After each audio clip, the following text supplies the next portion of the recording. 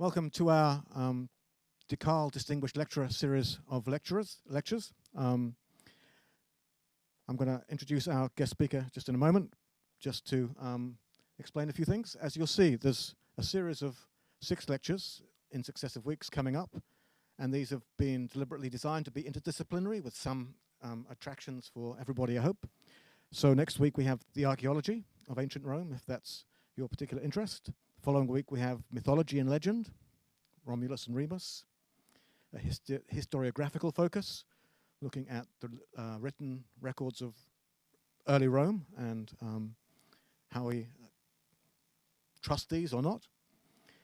Those of you interested in political science and theory, kind of changes in Roman attitudes towards Roman kingship, and also the reception of Roman models from works by Machiavelli and Hobbes and other more modern writers. So hopefully this will keep you coming back and have special interests for you as well. Just to explain the format, the lecture will be about 55 minutes long. We're not going to have a formal question and answer session. Our speaker is very happy to talk to people after the lecture, if you want to stay around and ask him questions. But tonight, for tonight only, we have nibbles and wine at the staff club. I should warn you that there are some undergraduates here, so please hurry across, get stuck in before the undergraduates take all the food and the wine. So you're welcome to join us tonight. So let me tell you a bit about our speaker. Professor Christopher Smith earned his BA and doctoral degrees from Oxford, and in 1992 was appointed lecturer in ancient history at the University of St Andrews. And 10 years later was promoted to professor of ancient history there. He's written 3 books: Early Rome and Latium, Economy and Society around 1000 to 500 BC with Oxford University Press, The Roman Clan, The Gains from Ancient Ideology to Modern Anthropology with Cambridge, and a very short introduction to the Etruscans. So if you know something about those topics, you'll realize that this is his expertise. This is where he's began his studies and allows him to talk about Roman kings today. He's also co-edited a further 7 books on a range of historical subjects: The Lost Memoirs of Augustus, Trade and Traders in the Ancient World, Religion in Archaic and Republican Rome, Sicily from Aeneas to Augustus, Praise and Blame in Roman Oratory, Polybius and Roman Imperialism, and the Fragmentary Roman Historians. And in his spare time, he's written another 40 journal articles and book chapters. In addition, he's had some important administrative positions. For 2 years or so, he was proctor and vice principal at the University of St Andrews. And for the last 8 years or so, he's been the director of the British School at Rome. If you're not familiar with this institution, it's a leading research center for classics in Rome. It hosts around 600 residents a year from the UK and the Commonwealth, organizes around 80 events, and over the past 6 years, BSR staff have produced 185 publications. And in particular, it's got oversight or overseeing 2 major archaeological projects, including the Herculaneum Conservation Project. And this access to Roman material obviously allows him to present the most up-to-date discoveries, as we'll hear in next week's lecture. And he currently has a major research fellowship worth £173,000, 897 pounds. And this project's on Roman kings, and it's obviously what he's talking to us about today. So if you join me in welcoming Professor Christopher Smith. Thank you.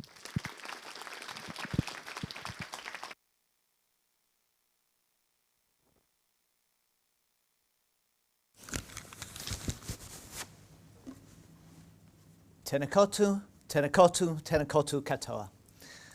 It's a great pleasure for me to be here this evening. Thank you so much, everybody, for coming out. It's an honour and a privilege to have been invited by the University of Otago to give these Carle lectures, and I'm very grateful indeed to the Department of Classics and to the University for their generous welcome. I also hope you can hear me. Good. Oh, that's great. Fantastic. Let's see whether this will work. Brilliant. As John kindly said in that very generous introduction, this series is developing some research on Roman kingship, which has been undertaken as part of a Leverhulme Trust Major Research Fellowship, and I'm grateful for that support, as well as a period of study at the Max Weber Kolleg in Erfurt in Germany. But the highlight is coming back to New Zealand, which is a country that Susan and I adore, and we're so pleased to be back here. Now, many years ago, I found myself in the British School at Rome as a doctoral student, trying to work out what on earth I was going to do, and what really interested me, and what my thesis might look like. My introduction to starting a doctorate was a glass of sherry with the professor of Roman history, who told me to write on somebody I'd never heard of, and actually never found out again who it was. When I arrived in Rome, archaic Rome, that's to say Rome from about 1000 BC to 500 BC, period before the Republic, was becoming really interesting. And here are some of the publications that were around at the time. Publication of the great Necropolis Osteria dell'Osa, La Grande Roma dei Tarquini, which is a fantastic exhibition. And this is suddenly becoming better known.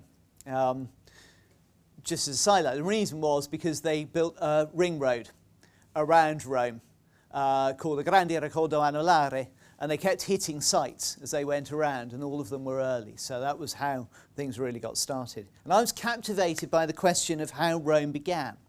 And I wrote my thesis on the archaeological material from the city and its surroundings.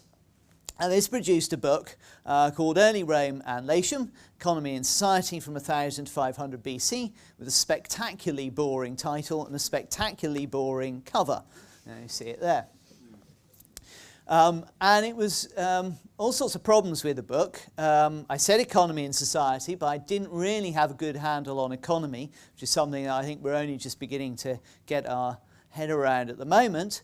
And I knew that I glossed over a critical feature of society, a so-called gentilicial society, the society of clans, which is often identified as critical to the understanding of Iron Age and archaic Central Italy.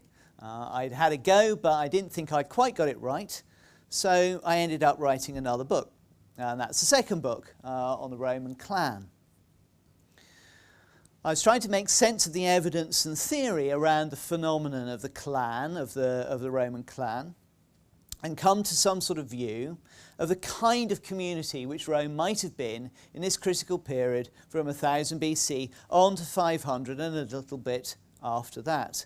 In fact, much of the account was my attempt to say how the elites of Rome navigated their way from the period of the kings before 500 BC to the Republic after 500 BC.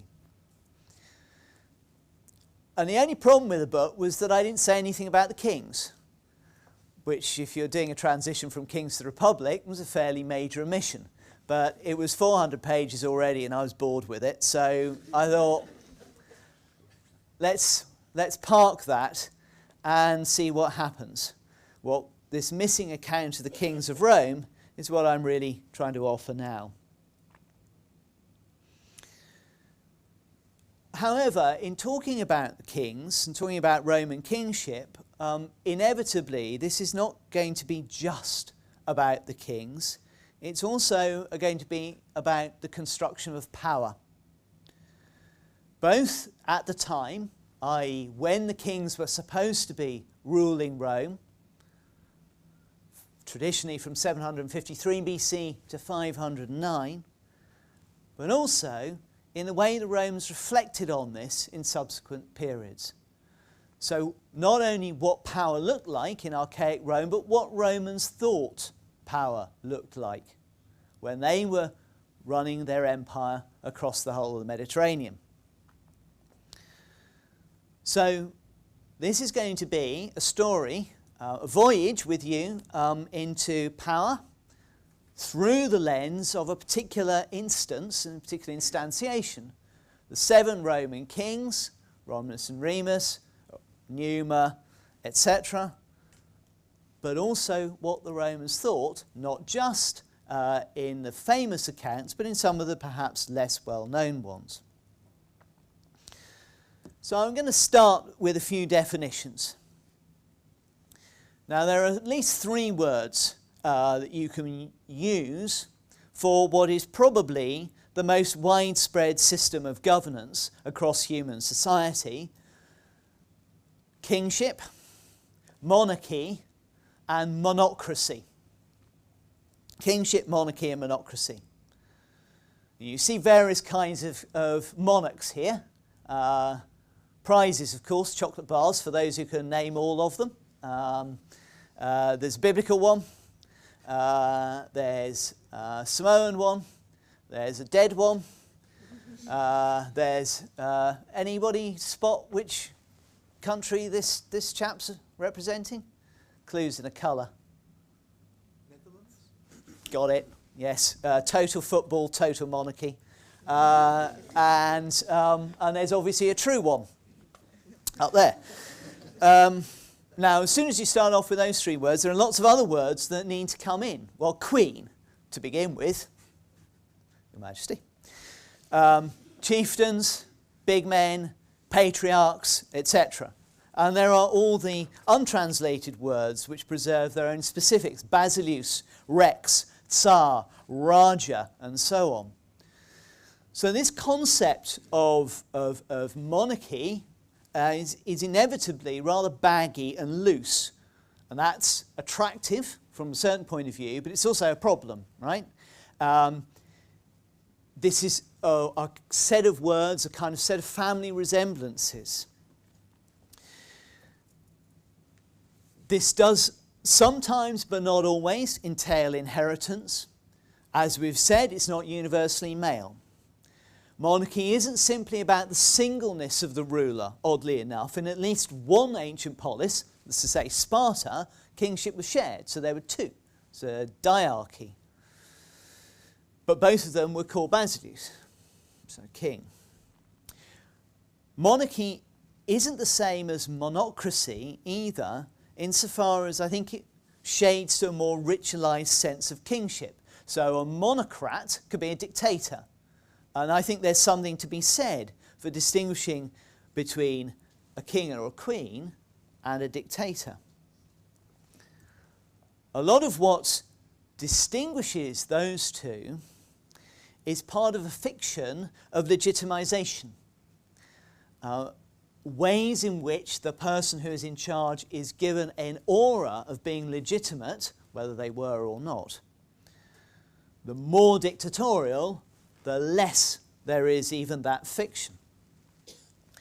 And all of that is coupled very much with the way that tradition is transformed in the meeting place between research and history and spectacle, which is where Hobsbawm or Ranger found their examples in that very, very famous book, The Invention of Tradition.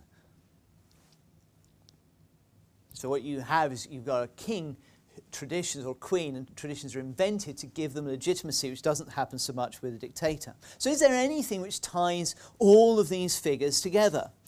Now, Francis Oakley, in his book Kingship, traced the connection of kingship with the sacred from Neolithic times to the contemporary, which isn't actually all that different from a very old account by Sir James Fraser, to whom we will return, lecturing on the early history of kingship in the early 20th century, and identifying kings with magic.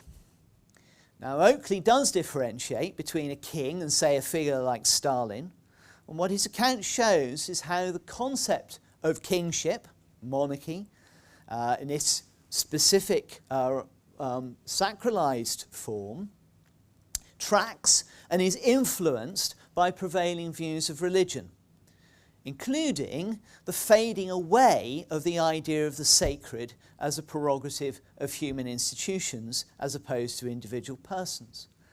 Now, what Oakley is offering, I think, is one of the most interesting justifications of the study of kingship. That this, the most common form of government that we know of, is actually a powerful index of other social, political and philosophical trends. The extraordinary human association with leaders, our near identification of our interests with those who actually or symbolically govern us, makes monarchy a litmus test of wider concerns, a weather vane of changing social moods and mores, and also, to some extent, a vanguard, willingly or unwillingly, of social transformation.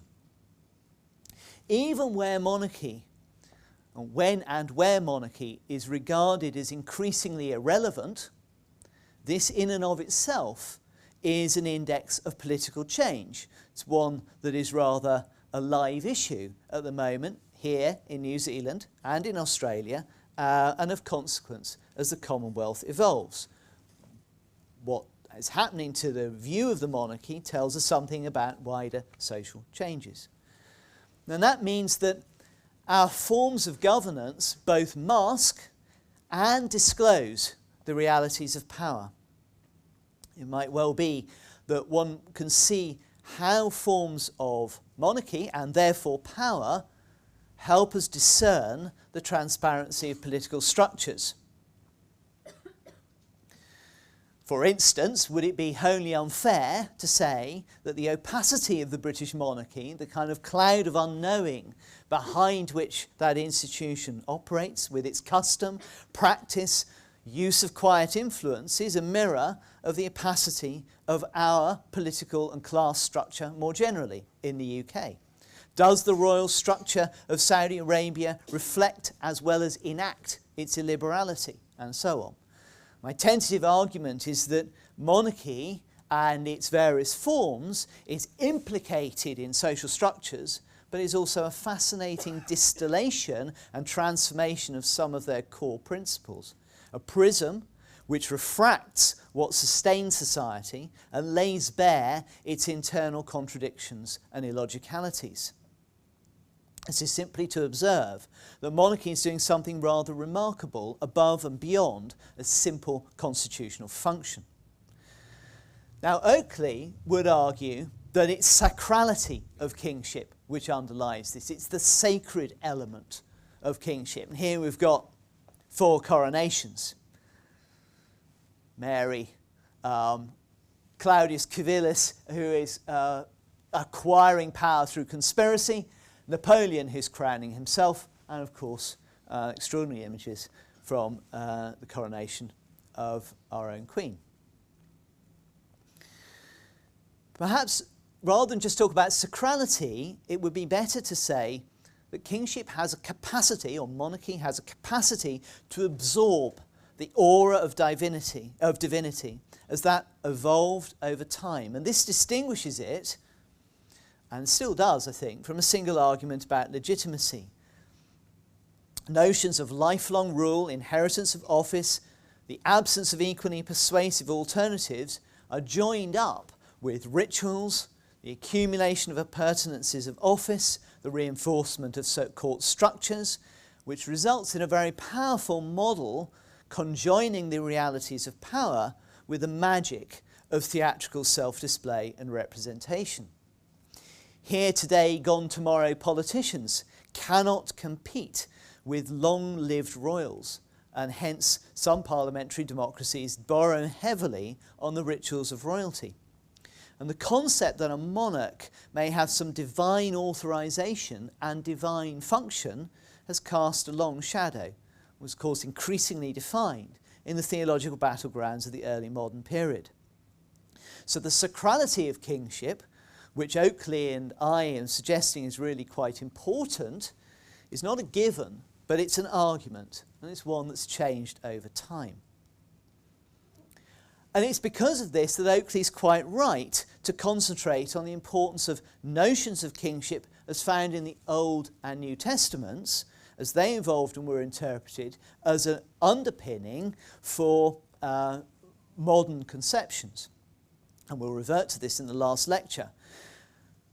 But I think that the early modern understanding of Roman kingship has a role to play as well, and one that has been systematically underplayed.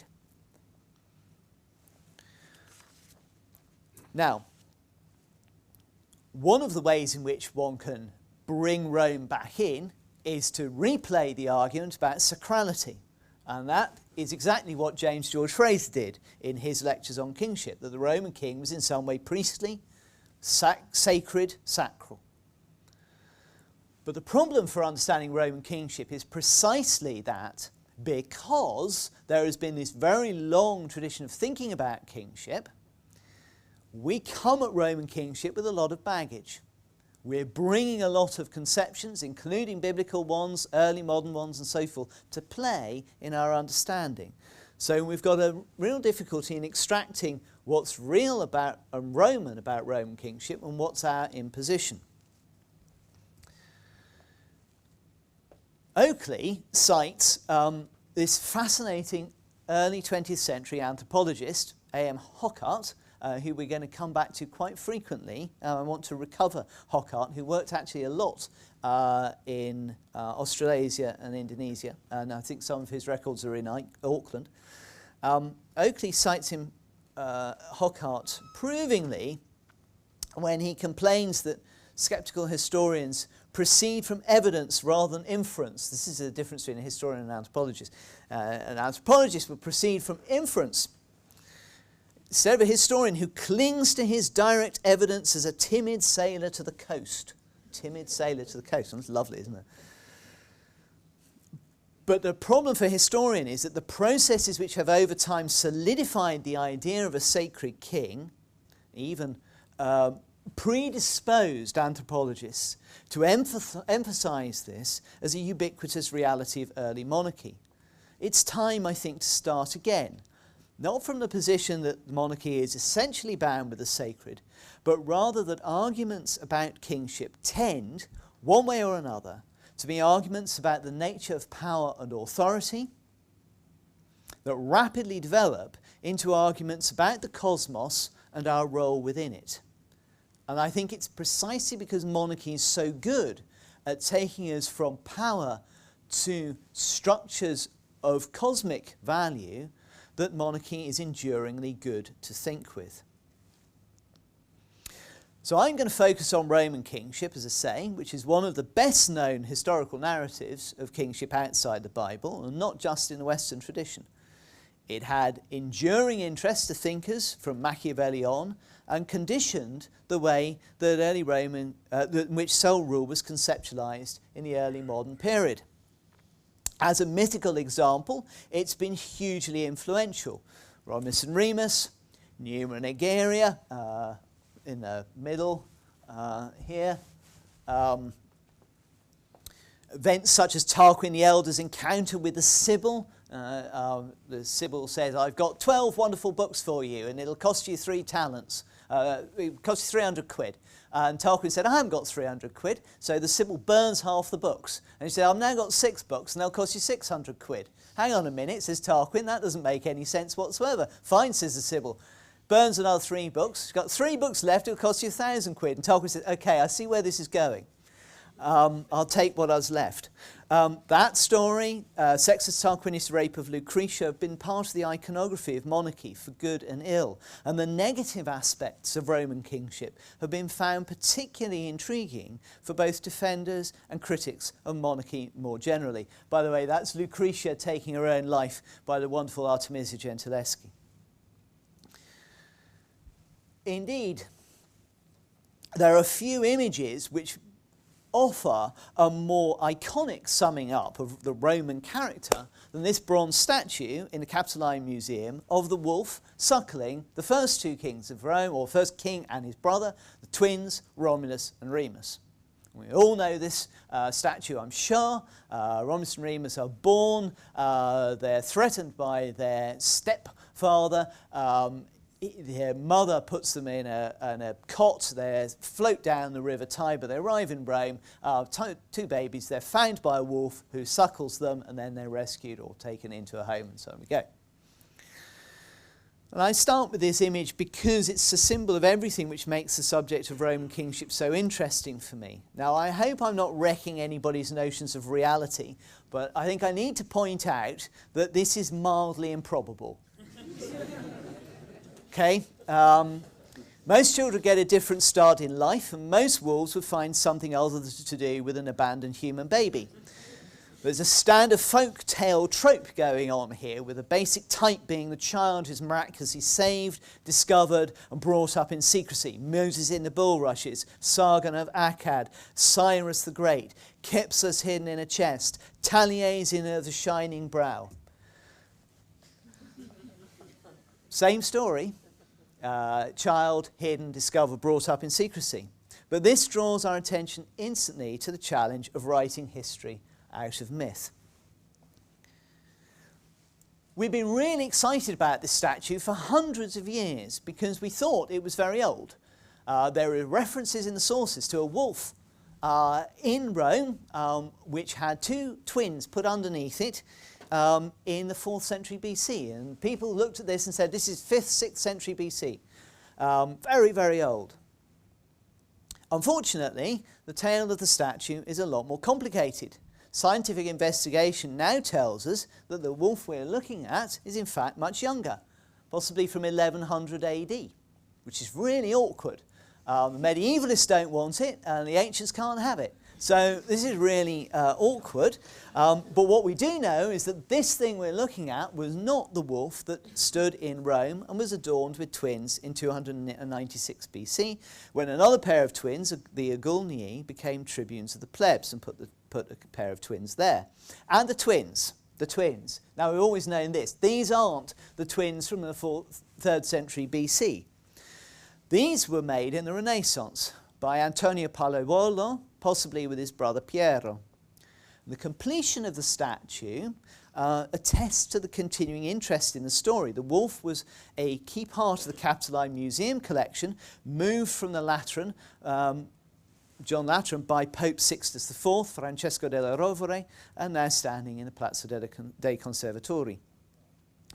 The replication of the wolf motif in other Italian towns, most obviously Siena, there it is up there, is part of a wholly invented myth to connect Siena to Rome's noble ancestry via the twin sons of Remus, Senus and Ancius, otherwise entirely unknown.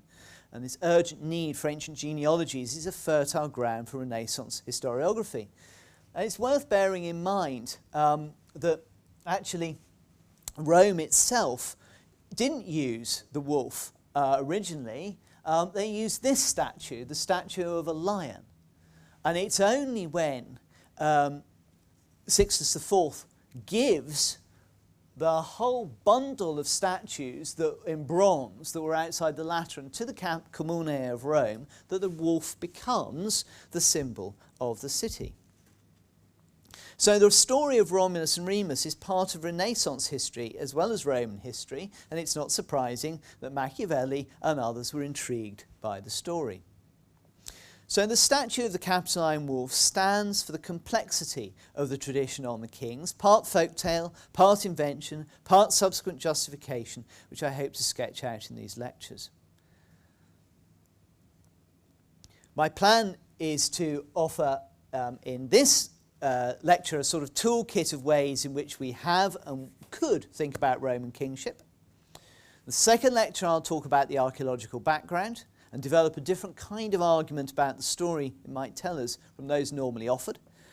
I'll just talk about the early kings and the Tarquins in lectures 3 and 4 with some case studies for their treatment in the sources. I'll look at the longer non-Roman experience of kingship in the 5th lecture and how the Romans related to it. And then I want to talk about a specific way in which thinking about kingship is relevant to our own stories about ourselves, and that is in discourses on sovereignty in the last lecture. I'm going to suggest that we've mistaken some aspects of the Roman debate, simplified it, and that's caused us in the UK endless problems, specifically at the moment over our relationship with Europe. And whilst I'm not capable of entering into the debate, I would note in passing and in acknowledgement of the history of this nation that our understanding of sovereignty has a specific connotation in New Zealand in the context of the translation of the Waitangi Treaty. Making sense of the Roman legal tradition on sovereignty and territory especially significant in 19th century European colonial contexts, and the alternative potential understandings of sovereignty and territory may have some bearing on this tangled issue.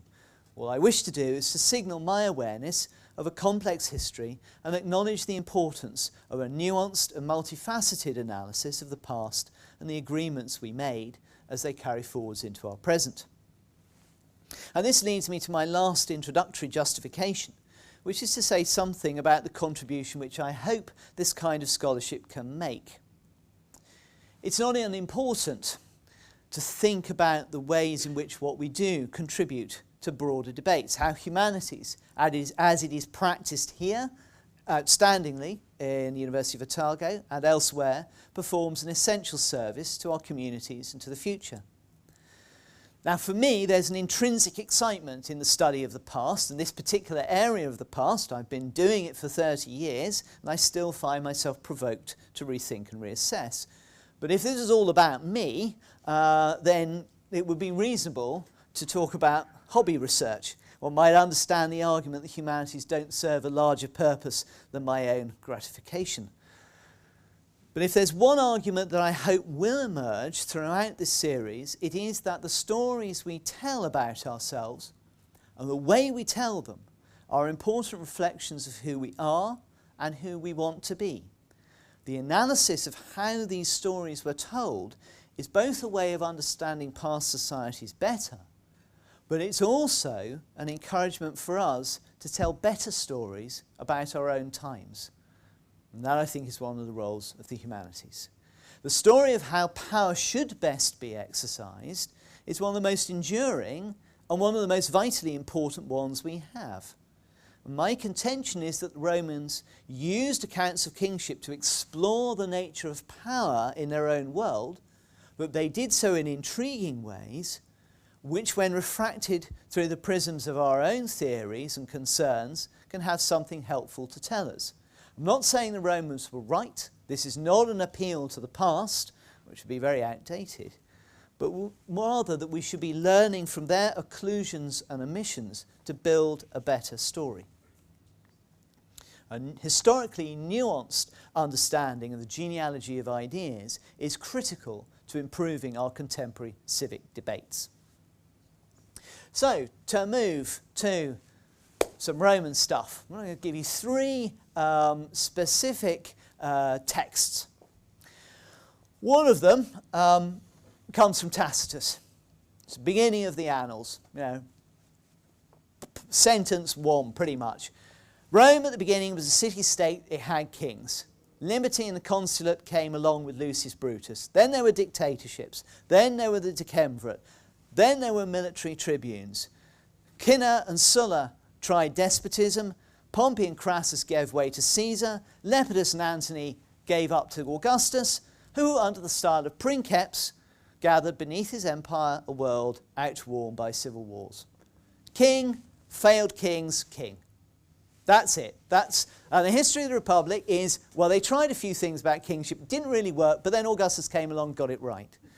As everyone has noticed, Tacitus is setting his project up with sardonic care. In half a dozen lines, the glorious Republic disappears as a series of failed or limited despotisms, a troubled interval between king and princeps. Everything you need to know about what Tacitus thought about Augustus, but perhaps did not wish or dare to say, is there. Now, Tacitus, of course, is representing a particularly jaundiced view. Slightly more, a later author, Florus, an epitomator of Livy, but with his own mind, tells the story differently. Period of Rome's rule under 7 kings forms the first age, and as it were, the infancy of the Roman people. So that's the idea of a state being like a child that grows up. These kings, by dispensation of fate, possessed just such a variety of qualities as the circumstances and advantages of the state demanded. Where could greater boldness be found than in Romulus? Such a man was needed to seize the kingship. Who was more pious than Numa? Circumstances demanded such a man, in order that the temper of a barbarous people might be tamed by the fear of the gods. Again, how necessary was to a nation of warriors was Tullus, creator of the army, that he might temper their valour by discipline. And Ancus, builder, give the city a colony to expand it, a bridge to unite it, a wall to protect it. How much did the ornaments and insignia of our Tarquinius add to the dignity of a sovereign people in its very dress? What was the effect of the census carried out by Servius, but that the Roman state should be made aware of its strength? Sorry, that's a mess in the typo. Finally, the outrageous tyranny of Tarquinius Superbus was of some, nay, of great service. For its result was that the people, exasperated by the wrongs which he inflicted upon them, were fired with a desire for liberty just at the right moment when they're ready for it. If it happened earlier, they weren't ready for liberty. Now, it's fair to conclude that Florus had a sunnier temperament than Tacitus, right? He's a jollier person, okay? We see here the Roman kings reduced to single characteristics, each one a step on Rome's path to maturity. Rome was ready for a change. There was providence in the timing. Slightly different from what we see, say, in Cicero's Republic, where there's a cycle of constitutional development. But his subject, Florus' subject, is the onward march of Roman history. This is very Livian, and it's very narrative. Lastly, so we've got hard-boiled realpolitik, sunny narrative. And here we have a man called Pomponius, another 2nd century AD writer, quoted in fragments of quoted in Justinian's Digest, 6th century AD. Pomponius has this to say about kingship. At the beginning of our state, the people undertook to act at first without any certain statutes of positive law, and all government was conducted by the authority of the kings. Afterwards, the state being to some extent enlarged, it is said that Romulus divided the people into 30 parts, which he called curiae. He proposed to the people certain laws relating to their assemblies, and subsequent kings also made similar proposals, all of which, having been committed to writing, are found in the book of Sextus Papirius, who lived in the time of Tarquinius Superbus, who was a son of Demaratus of Corinth, and who was one of the principal men. Well, of course, he was a king. This book, as we have stated, is called the Papirian Civil Law, not because Papirius added anything of his own to it, but because he compiled in a single treatise laws which had been passed without observing any order. Right. Now, this is really interesting. We don't hear of this anywhere else. Pomponius is a lawyer. Who is his hero? Not Tarquinius, who is a man of a certain stature. No, it's Papirius the lawyer. It's a lawyer's history, this one. The lawyer is the hero. The passage is evidence, if that's the right word, for what are sometimes called the regal laws, the leges regii, although arguments for the genuine existence are vanishingly slight. This is a different way to tell the story of the regal period. And these three passages neatly illustrate the way that Roman kingship could be used and deployed in many different ways. They're stories with an enduring appeal. They also give us a way into my toolkit, my bag of tools for understanding Roman monarchy. Let's start with the first, with Tacitus. Medieval Renaissance thinkers deployed little in the way of what we would recognise as critical historical analysis of these traditions. They tended to take them as given. But that's not the same as saying that they didn't interpret the texts. Quite the opposite. As Machiavelli's discourses on the first decade of Livy show, or the detailed work of Carle Distinguished, who's the man in the middle, the account was of compelling interest and demanded a reading which took into full account the ramifications of the interplay between monarchy and republic. After all, most of the Renaissance states are just precisely developing a concept of republicanism for themselves. Just as Tacitus wasn't interested in critiquing the notion of early monarchy because it was so useful in his forensic analysis of the imperial system, so Tacitianism or Tacitism, a loose bundle of early modern ideas around power, took for granted the existence of the ruler, but through a theory of political realism was able to identify its fundamental weaknesses.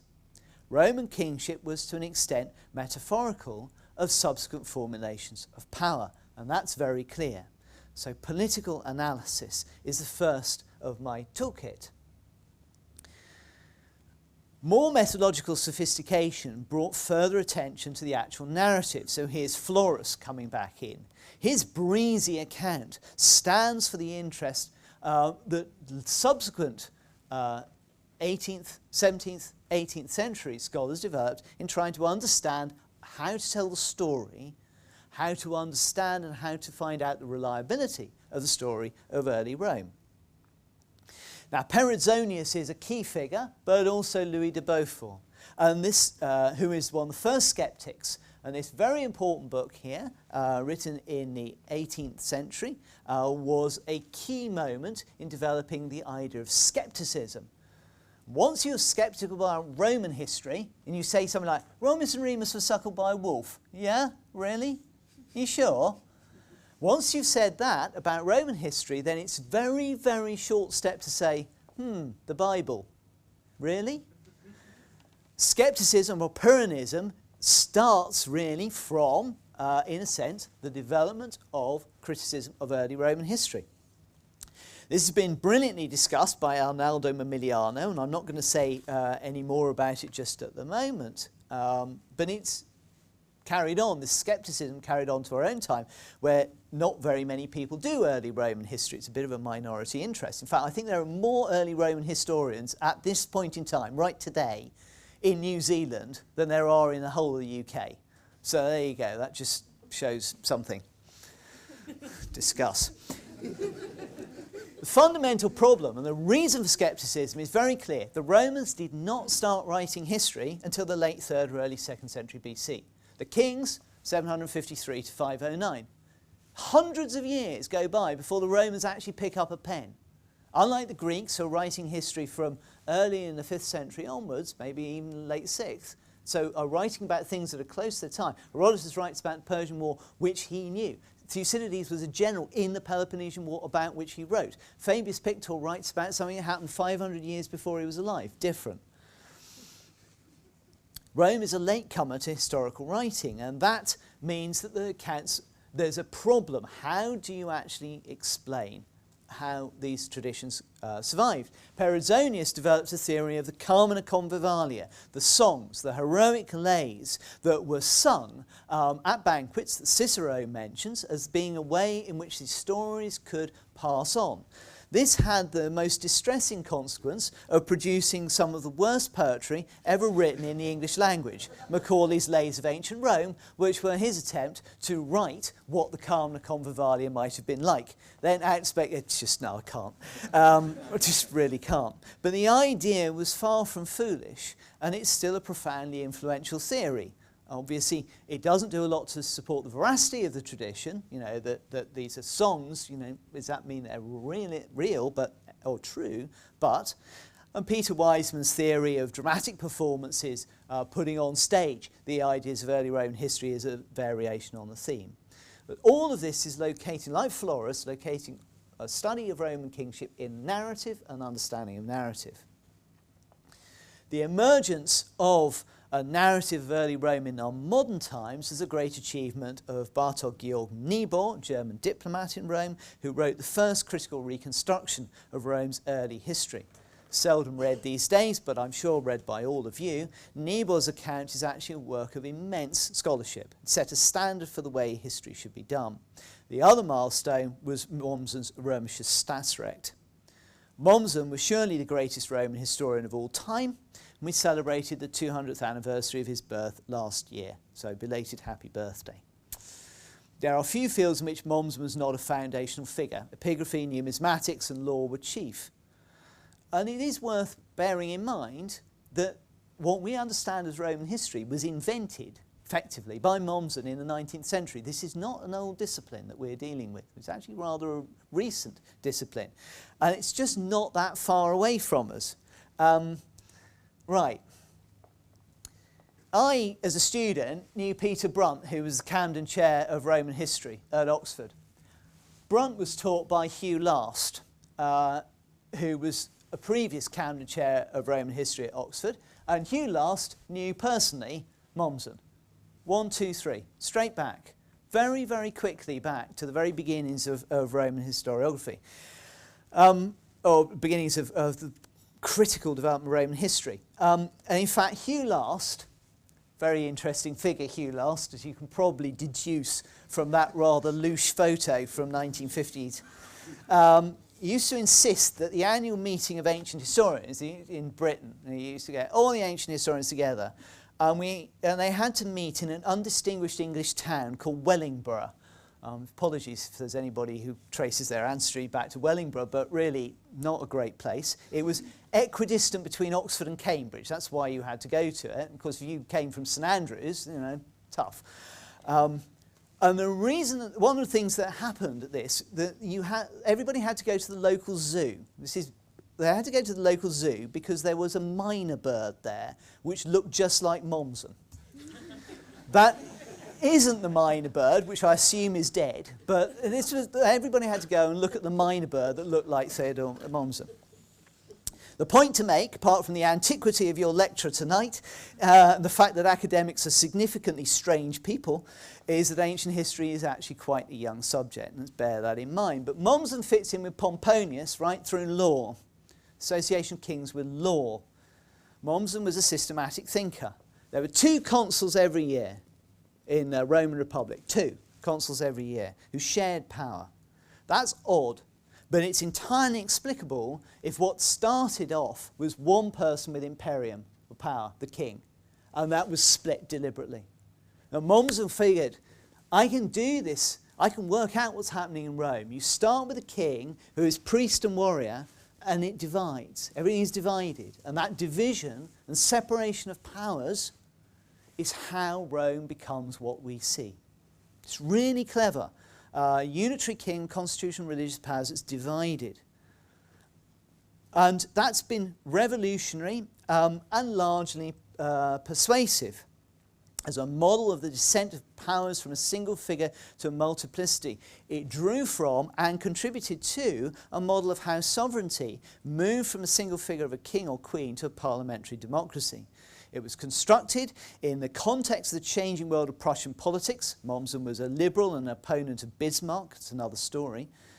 Critically, as a legal thinker, Mommsen encouraged the idea of the kings as a logical step in a progression of society. We didn't have the sources. We might have had to invent the kings to explain how the division of powers came about.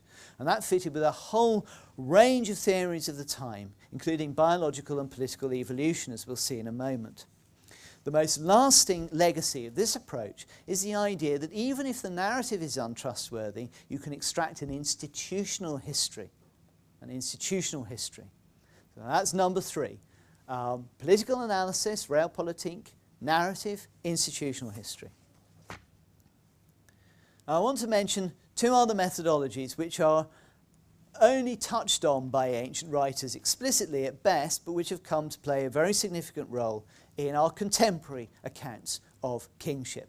The first of them is comparative mythology.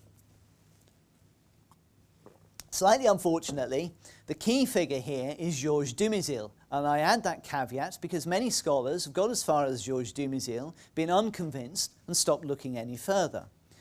Dumézil was a brilliant linguist. He taught in Istanbul at the beginning of his career before returning to France in 1935, and he developed a theory of human society, at least in the areas where Indo-European was spoken, which proposed that priests, warriors, and farmers or tradesmen, corresponded to the 3 functions of the sacral, the martial, and the economic. Trifunctional. Gods matched men and were organised in the same way. A really interesting step is to go further and analyse episodes of ancient history to show how they were all organised along this line. And if you buy the analysis, the next step is to suggest that the stories effectively are rationalisations of a worldview of trifunctionality into narrative. Critically, the sacral element delivers sovereignty, the military element is obvious, the farms and traders are at the bottom. And very importantly, it's not a triangle with the things at the corners, it's a pyramid. For Dumézil, it's a pyramid. We'll come back to that. This is a version of a very well-known analytical method, which is to see much early history as the construction of a narrative to explain a ritual. Ritual to history, the ritual comes first, then it needs to be explained. You invent a story to explain the ritual, the story then continues to justify the ritual over time. Where the ritual comes from is deferred to another kind of conversation. In Dumezilian comparative mythology, there's an archetypal story of the three functions which exists across all Indo-European societies. It crystallizes into religious or historical stories which, at least implicitly and sometimes explicitly, justify hierarchy within society. Remember the pyramid. They can all be analysed to reveal the underlying trifunctional pattern. Now the problem is that you play these sorts of games. This is an easy one, Hippolytus. You have the sacrifice to male deity of animals. You want to explain it. You have a process whereby the male deity is subordinated to Artemis. Then you get to the story of Hippolytus, who's kind of taken out from being a god and turned into a heroic figure. And then that story justifies continuing activity. And then you have a parallel with Adonis and a million other people. So you kind of get to go comparatively across. Now, comparative mythologists can become a bit coy at the moment when they need to actually nail down specificities. Romulus and Numa, two versions of sovereignty and the sacred, okay. Tullus Hostilius is a fighter, good. Ancus Marcius is a farmer, no. Is a trader, not really. Well, kind of doesn't work. And even if it did, what does that mean? Does it mean that because there's this original Indo-European function that these three or four kings are simply invented on the basis of that trifunctionality, that they existed and forced into the mould, that we just think in three functions, whether we like it or not? You kind of, walk into a classroom and you immediately think of, oh, you're a king, you're a warrior, you're a farmer. No? Do we do that? Well, anyway, this is a problem for comparative mythology when it gets down to actual details. And if working on early Rome is a niche sport, comparative mythology is now extraordinarily specialised. And I searched for a metaphor. What is the best metaphor for comparative mythology? It's where you go somewhere very strange and then you take lots of different things and you flatten them out into something that's the same. Right? So everything is the same.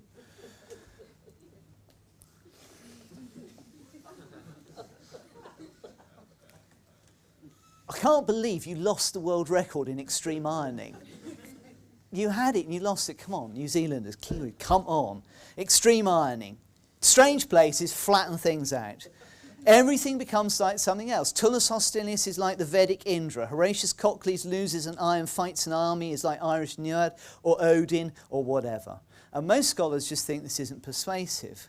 And there's another problem, which is what Mamiliano first, and then Bruce Lincoln, called Dumezil out as a fascist sympathiser. Part of the argument is that everything Dumezil says is intended to justify the idea that the bottom stays at the bottom and the top stays at the top. Right or wrong about Dumezil, comparative mythology actually sometimes is very interesting. Look at the amount of work that's been done on the Luperci, for instance, My Wolf again. And you'll find parallels do exist across the broad sweep. So something needs to be explained. Dumezil may not be the way to do it, but it's there. We'll come back to that in a moment. The other nail in the coffin of Dumezilian theory is that it was fundamentally structuralist. And structuralism was more or less left for dead in a famous performance by Derrida in a seminar at Johns Hopkins in October 1966, in which Derrida used the word deconstruction for the first time. Introduced post-structuralism. So there you go, structuralism, post-structuralism, and you can see the difference between them schematically done here.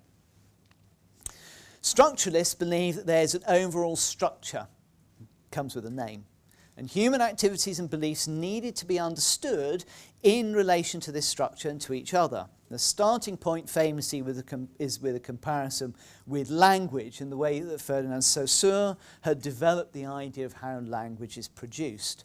And Levi-Strauss, through meeting Roman Jakobson, produced this idea that if language was a matter of structures that was built out of oppositions, then so society was a matter of structure built out of oppositions.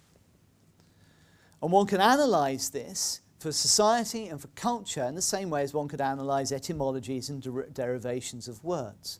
And there's something scientific about it. Now, and here are all the great figures. There's Levi-Strauss, young and in the field, old and enigmatic. Derrida, young and parricidal, and then phenomenally cool. Voilà, c'est déconstruit, after we decided we didn't believe it. And there's finally Levi-Strauss in his armchair since he came back from the field and never went back into it. And in the middle, Sartre. Dumézil uncovered a tripartite structure underlying the way we see the world. And Levi-Strauss saw dualisms everywhere: hot, cold, male, female, culture, nature, cooked, raw, so on. Once you start this game, you can find these oppositions in many cultures, and the answer is, like Dumézil, the world conforms to a deep structure, and the very cleverest of us, or them, or Levi-Strauss on his own, have the key to unlock it. This posits a big metaphysical truth about the world. It's like the pyramid, where the bottom stays at the bottom and the top stays at the top, or the essentially mythical nature of thought, as Levi-Strauss insists in The Savage Mind. There's no moment on this account where we transcend nature, biology and myth. And that idea of being trapped or constructed within that matrix, as Levi-Strauss had it, was written deliberately against Sartre, who at the same time was emphasizing freedom. Freedom, Sartre. Levi-Strauss comes along and says no freedom, structure. And I think you can begin to see why, after a bit, structuralism got a bad name on the left. So if I believe we've moved to a higher level of civilization which allows us to transcend an opposition like man or woman, or that taboos are old-fashioned, and I meet a structuralist who says these are hardwired into our biology, we are going to disagree. And that's why Derrida was so exciting way back when he said that structuralism got most things right except the idea that the structures were permanent. Instead, they were the product of constantly changing discourse. So it's quite conceivable for opposition simply to dissolve and be replaced. Society could change. Now, what on earth has this got to do with Roman kings? Well, I think quite a lot, because I think it shows the problem with comparative mythology and structuralism when applied to Roman history, which has been done, but at the same time, we've got to worry a little bit about the Derrida moment, which has not gone unchallenged. But in a sense, the discourse of Roman kingship has very much been about a justification of kingship as a fundamental, essential structure of power that you find always at the beginning. It's one of the ways in which the Roman story works. There's always a king first, and then other things happen and derive from the king. And that story about kings being there first off is actually really quite fundamental to the way lots of us have thought about society. But if we put that into question, we can ask big questions about the givenness of authority, the naturalness of monarchy. And these tools, comparative mythology and social anthropology, I think have got something to say to us, but also we, as we reinterpret Roman kingship, may have something to say back to them. Now, the fact that this is all connected shouldn't come as any surprise. After all, the undisputed classic of early anthropological and comparative mythological thought, Fraser's The Golden Bough, begins famously with the death of the slave king at Nemi, which is, according to Fraser, derived from theories about Roman kingship. Yeah, very early on with the Rex Nemorensis. The dying king has been a trope of anthropological thinking all the way through. It was critical to the foundation of the Cambridge Ritualists, led by Cornford and Harrison, who we now don't read, but was enormous at the time when we tried to start understanding Greek tragedy in particular, has a huge literary impact. These are the people who are being read by T.S. Eliot, Virginia Woolf, D.H. Lawrence, the authors we read and revere now were reading Fraser, Harrison and Cornford. And we'll see over the coming weeks just how many connections there are. Every single Roman king is a stranger king. at least 2 Roman kings, probably 3, are dying kings or dead kings. The trope actually works extremely well, which is interesting. Very recently, David Graeber and Marshall Salins produced a magnificent new interpretation of the anthropology of kingship, which is going to be a game changer for anthropology, I think, and for kingship, but they don't mention the Romans at all. And yet every single author that they cite as constituting this, the anthropology, the early anthropology, is in fact imbued with an understanding of Roman kingship. So there are exciting opportunities ahead, not just for the anthropology of Rome, but also for the anthropology, the discipline of social anthropology itself as it comes under scrutiny. Now, I'm going to wrap up as quickly as I can because there's a drink to come. Wow. I just want to say a little bit about anthropology just because I want to fish out to the anthropologists out there, and I hope they'll come and tell me I'm wrong. The most trenchant critique at the moment, seems to me, of what social anthropology is doing comes from Tim Ingold, talking about the problem of ethnography as the end point of anthropology, rather than part of a broader challenge in which anthropology should be a generous, open-ended, comparative and yet critical inquiry into the conditions and possibilities of human life in the one world we all inhabit. That's a big statement, right? That's a huge thing to say about what a subject should and could be. Now, it's easy for us to assume that this is a debate which historians can't enter. There's the old saying that you can't do field work in the past. There's no time machine which allows you to go back. But I think there are several different opportunities which emerge from a reinterpretation of what we mean by ethnography and anthropology along Ingold's lines. First of all, we know that if anthropologists have a problem with objectivity, so do we. There's no truth about another people which can be expressed by any single person's account, not least because the object of study isn't static. That means we historians don't need to feel quite as bad as we do about the partiality of our evidence. Second, Ingold insists that the conversation we have with each other about the subject at hand is part of the exercise. Ethnography doesn't stop in the field. It carries on in the practice of thinking with others about the experience of encountering others. And that, it seems, the same, we can say the same about history. It doesn't stop in the archive or the library. It's happening right here, now, as I try to describe my understanding of what I've encountered in the past, and you respond to, and are hopefully changed by what I recount, and you don't all fall asleep, and I will be changed then by how you react to me. That's the conversation.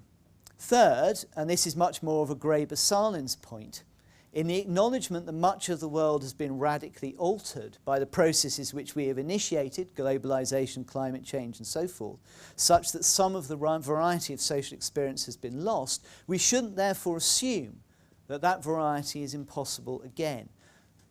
Society can be different. I would take Ingold's statement and reformulate for my own discipline. Historical work and the discussion it gives rise to is about participating in the educational correspondences of real life and theory, and an imagination nourished by its observational engagements with the world, past as well as present, and that is history. And this reflection, my reflection on Rome's views of kingship, aims to be itself a reflection on historical conversations, some Roman, some subsequent, but also an open-ended invitation to you to enter this same conversation with the intention of creating a generous, open-ended, comparative and yet critical inquiry into the conditions and possibilities of human life in the one world we all inhabit. And this intersection with anthropology comes precisely because kingship is such a critically important form of governance across the world, but also, I would argue, because very few Western researchers did not take the baggage of Roman kingship away with them as they travelled. It's in their minds all the time.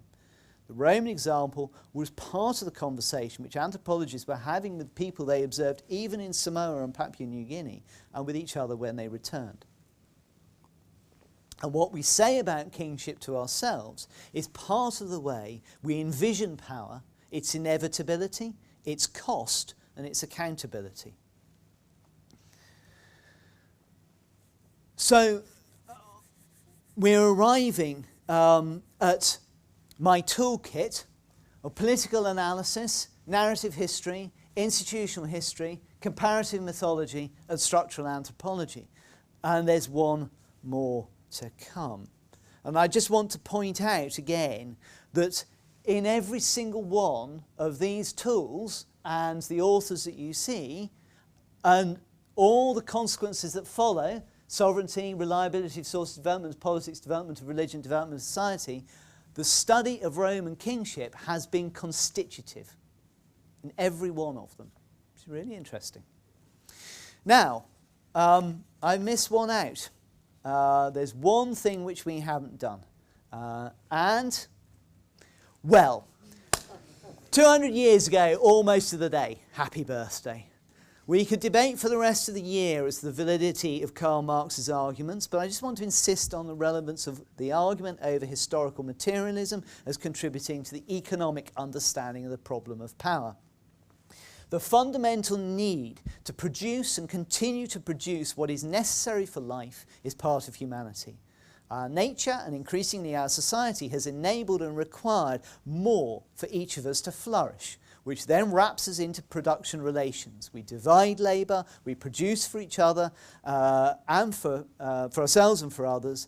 Those relationships can be unequal. The inequality of those relationships sustains and is sustained by ideological forces. Now, what Marx did with this is another matter. Talk about it over a drink or seven.